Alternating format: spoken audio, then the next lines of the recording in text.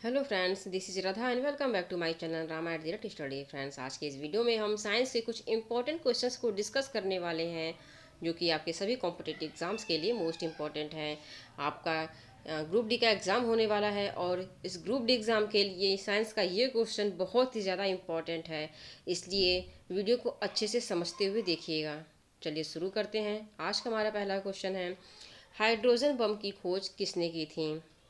Edward Teller, Edward Jenner, Henry Becker या फिर Antoine लॉरवोल, किसने की थी? तो इसका राइट आंसर है ऑप्शन ए, एडवर्ड टेलर ने। हाइड्रोजन बम की खोज एडवर्ड टेलर ने की थी। नेक्स्ट है, अधिक ऊंचाई पर सांस लेना मुश्किल क्यों होता है? हवा का दबाव कम होने के कारण, तापमान कम होने के कारण, ओजोन के कारण या फिर आर्द्रता के कारण? किसके कारण अधिक ऊंचाई पर सांस लेने में मुश्किल होती है? तो इसका राइट आंसर है ऑप्शन ए, हवा का दबाव कम होने के कारण। जब हवा का प्रेशर कम होता है तो अधिक ऊंचाई पर सांस लेने में काफ़ी ज़्यादा तकलीफ होती है। Option A is right answer. Next है, पीसी कल्चर में किसका अध्ययन किया जाता है? केचुआ पालन का, मधुमक्खी का, मछली का या फिर चींटी के अध्ययन किया जाता है? किसका अध्ययन किया जाता है? तो इसका राइट आंसर है ऑप्शन सी, मछली का। पीसी कल्चर में मछली का अध्ययन किया जाता है। और भी चीज़ों को देख लेते हैं जो कि आपसे इस टॉपिक से एक क्वेश्चन आपके एग्जाम में जरूर पूछे जाते हैं, तो और भी कल्चर को देख लेते हैं।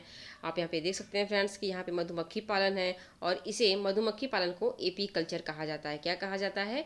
AP culture. किसे कहा जाता है? मधुमक्खी पालन को। आप यहाँ पे देख सकते हैं कि एवी कल्चर, ये जो पक्षी होते हैं, आप इसे ट्रिक के थ्रू भी याद कर सकते हैं क्योंकि यहाँ पे आपको फिगर दिया हुआ है। इसके थ्रू भी आप याद कर सकते हैं कि जो पक्षियों का अध्ययन होता है उसे एवी कल्चर कहा जाता है। क्या कहा जाता है? एवी कल्चर। किसको कहा जाता है? पक्षी पालन को। ठीक है। नेक्स्ट हमारा पीसी कल्चर, जो कि आपका क्वेश्चन है। पीसी कल्चर में मछली का अध्ययन किया जाता है। नेक्स्ट आता है आपका सेरी कल्चर। शेरी कल्चर में आपका रेशम कीट पालन किया जाता है। आप यहाँ पे देख सकते हैं ये रेशम कीट है और इनके अध्ययन को सेरी कल्चर कहा जाता है। नेक्स्ट आता है सिल्वी कल्चर, क्योंकि एग्जाम में कई बार इस टॉपिक से क्वेश्चन पूछे गए हैं। मीन्स कि सभी एग्जाम में इस टॉपिक से एक क्वेश्चन जरूर पूछे जाते हैं। तो ये सारा ही जो आपके कल्चर बताए जा रहे हैं, जितने भी आपके हैं, वो सारे ही इम्पॉर्टेंट हैं। सिल्वी कल्चर वन संवर्धन को कहा जाता है। किसको कहा जाता है? आप इस फिगर में देखिए कि यहाँ पे वन बना हुआ है, तो आप इसे टैली कर लीजिए कि वन के संवर्धन को सिल्वी कल्चर कहा जाता है। नेक्स्ट है ओलेरी कल्चर। ओलेरी कल्चर के लिए आप इसे सब साग सब्जी से भी टैली कर सकते हैं कि सब्जियों की जो कृषि होती है उसे ओलेरी कल्चर कहा जाता है। नेक्स्ट आता है आपका हार्टिकल्चर। हार्टिकल्चर किसे कहा जाता है? तो हार्टिकल्चर आपको बागवानी को कहा जाता है। यहाँ पे देखिए गार्डनिंग हो रहा है और इसे आप हार्टिकल्चर कहते हैं। नेक्स्ट है पोमोलॉजी। जो फलों की खेती होती है उसे पोमोलॉजी कहा जाता है। क्या कहा जाता है? पोमोलॉजी कहा जाता है। नेक्स्ट आपका है अंगूर की खेती। आप यहाँ से अंगूर से टैली कर सकते हैं, किसे वीटी कल्चर कहा जाता है। क्या कहा जाता है? VT culture. और लास्ट है आपका फसलों की खेती। जो फसल होते हैं उनकी खेती को एग्रोनॉमी कहा जाता है। क्या कहा जाता है? एग्रोनॉमी। मोस्ट इम्पॉर्टेंट है फ्रेंड, आप इसको अच्छे से इसको लर्न कीजिएगा क्योंकि आपके एग्ज़ाम में इस टॉपिक से एक क्वेश्चन जरूर ही आने वाले हैं। बढ़ते हैं अगले क्वेश्चंस की ओर। चिकन पॉक्स किसके कारण होता है? Varicella virus, variola virus, streptococcus coccus virus के द्वारा या फिर विब्रियो पॉलिरी, किसके द्वारा होता है? तो इसका राइट आंसर है ऑप्शन ए, वेरिसेला वायरस। वेरिसेला वायरस के कारण चिकन पॉक्स की बीमारी होती है। Option A is right answer. Next है, निम्न में से कौन सा पौधा बीजाणु द्वारा स्वयं को जनन करता है? क्या क्वेश्चन पूछा है, या ध्यान दीजिएगा कि बीजाणु द्वारा स्वयं को जनन करता है? धनिया, फर्न, सरसों या पिटूनिया, ऐसा कौन सा पौधा है? तो इसका राइट आंसर है ऑप्शन बी, फर्न। फर्न जो पौधा होता है वो बीजाणु के द्वारा स्वयं को जनित करता है। नेक्स्ट है, निम्न में से कौन गैर हरे विषमपोषी पौधे हैं? शैवाल, कवक, काई या फिर कोई नहीं? इनमें से कौन सा है जो कि विषमपोषी पौधे हैं? तो इसका राइट आंसर है ऑप्शन बी, कवक। ये जो कवक होता है यह विषमपोषी पौधा होता है। Option B is right answer. Next है, फोटोग्राफी प्लेटों में सिल्वर हेलॉइड का उपयोग किया जाता है क्योंकि यह हवा में ऑक्सीकृत होता है, हाइपोविलन में अघुलनशील होता है, प्रकाश द्वारा अपचयन होता है, या फिर पूरी तरह से रंगहीन होता है। क्या होता है?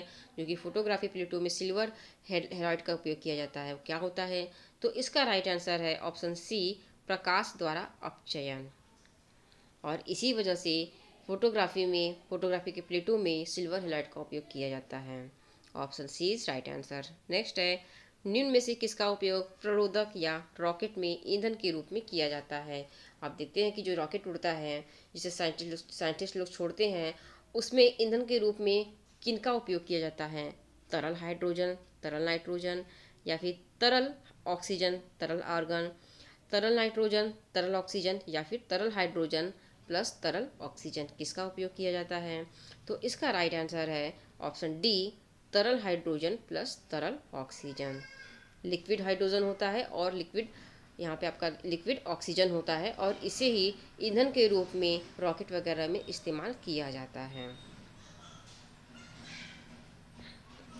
नेक्स्ट है, धनिया का उपयोगी भाग क्या है? जो हम लोग धनिया यूज करते हैं उसमें सबसे इम्पोर्टेंट जो भाग होता है वो क्या है? जड़ और फूल, पत्ता और फूल, पत्ता और सूखे फल, या फिर फूल और सूखे फल, ऐसा कौन सा है? तो जो धनिया होता है हम लोग जो उपयोग करते हैं उसका जो उपयोगी भाग होता है वह होता है पत्ता और सूखा फल। आप देखते होंगे कि जो हरा धनिया होता है, जो कि आपका सूखा धनिया होता है, तो वो आपका ड्रॉप मतलब कि ऐसे ऐसे जो होता है आपका दाने दाने टाइप से होते हैं, वो आपका क्या होता है? वो पत्ता और सूखा फल होता है। Option C is right answer. Next है, आजकल स्ट्रीट लाइट में अक्सर पीले लैंप का उपयोग किया जाता है, किसका उपयोग किया जाता है? पीले लैंप का। आप देखते होंगे कि आप स्ट्रीट लाइट में कि जो लैंप लगा होता है वो येलो कलर का होता है, इस लैंप में किस गैस का उपयोग किया जाता है? वो जो लैंप लगा होता है उसमें किस गैस का उपयोग किया जाता है? आपसे क्वेश्चन ये पूछ रहा है। सोडियम, नियॉन, हाइड्रोजन, या फिर नाइट्रोजन, किसका उपयोग किया जाता है? तो इसका राइट आंसर है ऑप्शन ए, सोडियम। वो जो लैंप होता है उसमें सोडियम गैस का उपयोग किया जाता है। Option A is right answer. Next है, 10 मोल पानी का द्रव्यमान कितना होता है? 90 ग्राम, 45 ग्राम, 180 ग्राम, या फिर 18 ग्राम, कितना होता है? तो एक मोल जो होता है, एक मोल जो पानी होता है, इसका जो द्रव्यमान होता है वो कितना होता है? वो 18 ग्राम होता है। कितना होता है? 18 ग्राम। तो आप इसे 10 से इंटू कर दीजिए, तो कितना हो जाएगा आपका? 180 ग्राम। कितना हो जाएगा? 180 ग्राम। तो इसका राइट आंसर है ऑप्शन सी, 180 ग्राम। 10 मोल पानी का द्रव्यमान कितना होता है? तो 180 ग्राम होता है। Option C is right answer. Lumen किसकी इकाई है? रोशनी की, चमक की, चमकदार प्रवाह की, या फिर चमकदार तीव्रता की, किसकी इकाई है? तो इसका राइट आंसर है ऑप्शन सी, चमकदार प्रवाह की। ये जो लुमेन है वह चमकदार प्रवाह की इकाई है। Option C is right answer. Next है, किस गतिविधि में सिलिकॉन कार्बाइड का उपयोग किया जाता है? ऐसी कौन सी क्रिया होती है जिसमें सिलिकॉन कार्बाइड का उपयोग किया जाता है?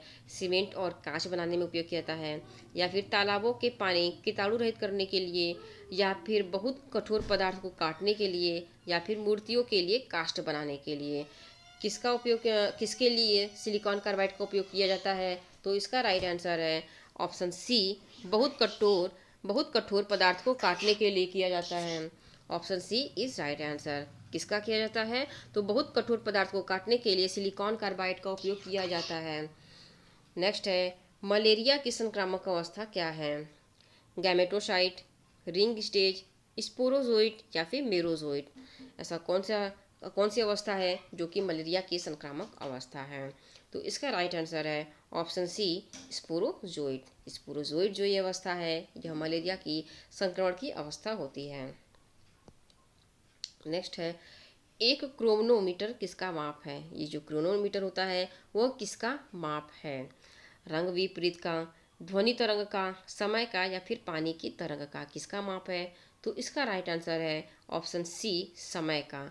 जो क्रोनोमीटर होता है वह समय का माप है। नेक्स्ट है, यदि लवण का पीएच मान 7 है तो किस प्रकार का लवण है?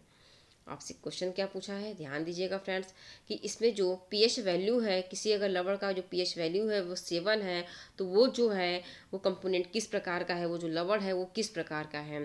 प्रबल अम्ल और दुर्बल क्षार है, या फिर दुर्बल अम्ल और प्रबल क्षार है, या फिर प्रबल अम्ल और प्रबल क्षार है, या फिर दुर्बल अम्ल और दुर्बल क्षार है। कौन सा इसका ऑप्शन है जो कि राइट होगा इसके लिए? तो इसका राइट आंसर है ऑप्शन सी, प्रबल अम्ल और प्रबल क्षार। जब किसी लवण का पीएच मान 7 होता है तो जो वो लवण होता है वो प्रबल अम्ल होता है और प्रबल क्षार होता है, मीन्स की स्ट्रांग होता है। स्ट्रांग इसका बेस होता है और स्ट्रांग उसका अम्ल होता है। ठीक है, option C is right answer. Next है, पन बिजली स्टेशन में ऊर्जा का अंतिम स्रोत क्या है? सौर ऊर्जा, पानी की संभावित ऊर्जा, पानी की गतिज ऊर्जा, या फिर पानी की विद्युत रासायनिक ऊर्जा। तो इसका राइट आंसर है ऑप्शन सी, पानी की गतिज ऊर्जा। पन बिजली स्टेशन में जो ऊर्जा का अंतिम स्रोत होता है वो पानी की गतिज ऊर्जा का होता है। नेक्स्ट है, अंगूर का किण्वन होना किस प्रकार का परिवर्तन है? रासायनिक परिवर्तन है, भौतिक परिवर्तन है, या दोनों ही परिवर्तन है, या फिर कोई अन्य परिवर्तन है? तो इसका राइट आंसर है ऑप्शन ए, रासायनिक परिवर्तन। जब अंगूर किण्वित हो जाता है तो यह एक केमिकल रिएक्शन होता है। नेक्स्ट है, दो बराबर हिस्सों में कटे चुंबक के ध्रुव शक्ति पर क्या असर पड़ता है? उनकी शक्ति दुगनी हो जाती है, आधी हो जाती है, शून्य हो जाती है, या फिर समान रहती है? क्या होती है? तो इसका राइट आंसर है ऑप्शन डी, समान रहती है। जब दो बराबर हिस्से में चुंबक कटे होते हैं तो जो उनकी ध्रुव शक्ति होती है वो समान रहती है, उस पर कोई भी असर नहीं पड़ता है। नेक्स्ट है, दर्पण की चौड़ाई को दर्पण का क्या कहा जाता है? जो दर्पण का चौड़ाई होता है उसे दर्पण का क्या कहा जाता है? फोकस कहा जाता है, ध्रुव कहा जाता है, द्वारक कहा जाता है, या फिर कोई नहीं? तो इसका राइट आंसर है ऑप्शन सी, द्वारक। दर्पण की चौड़ाई को दर्पण का द्वारक कहा जाता है। Option C is right answer. Friends, आज के लिए बस इतना ही। मिलते हैं अगले वीडियो में एक नए टॉपिक के साथ। वीडियो अगर अच्छी लगी तो चैनल को सब्सक्राइब कर दीजिए, लाइक और शेयर भी कर दीजिए। Thank you.